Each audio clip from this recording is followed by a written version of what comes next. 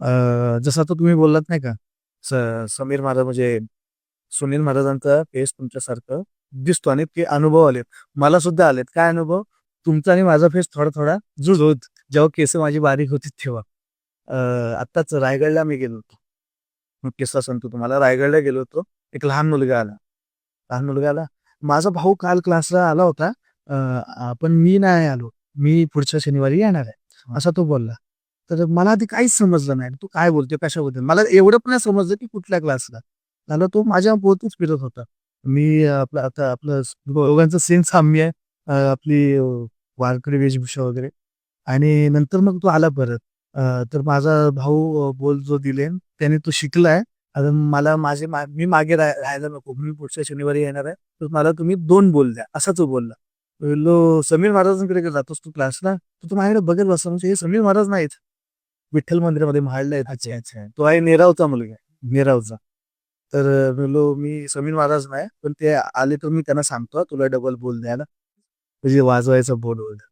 तर असा पण प्रसंग येतो. कधी-कधी काही-काही लोकांना असं वाटतं जेव्हा मी महाराजांसोबत, श्याम महाराजांसोबत जातो, माझ्या वडिलांसोबत, तेव्हा काही लोकं मला सुद्धा समीर महाराज म्हणून समजतात.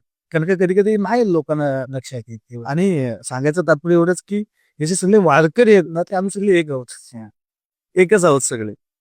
म्हणजे तुम्ही पकवाजाची सुरुवात भजनापासून केलीत नाही का? होय, हो. मला तुम्ही पहिला अनुभव काय सांगाल? म्हणजे पहिला अनुभव म्हणजे एक मोठ्या व्यासपीठावर तुम्ही वाजवताय. असा पहिला अनुभव सांगाल, की एक भीती वाटली असेल, एक दडपण आलं असेल नाही का? पहिल्यांदाच आपण वाजवतोय.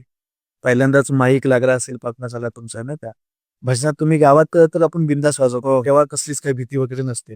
पण जेव्हा आव्हान तेव्हा येतं, की आपल्याला पहिला कीर्तनात वाजवायचं. तर तुमचा पहिला अनुभव कोणासोबत झाला? कोण कीर्तनकार होता आणि कधी झाला?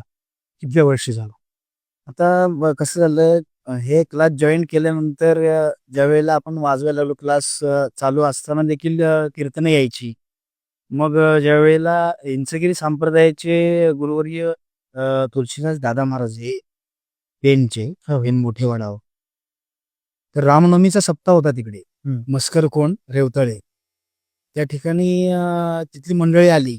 आमचे मोठे बंधू जयराम मेस्त्री हे थोडं वाजवतात पखवाज.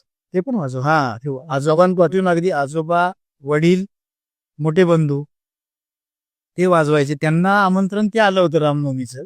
एक सेकंड हां. हे काय माहितीये का? समीर महाराज हे सुतार आहेत. आता जे सुतार समाजातले जी लोकं आहेत, त्यांच्यावर विश्वकर्मांची एक विशेष कृपा आहे.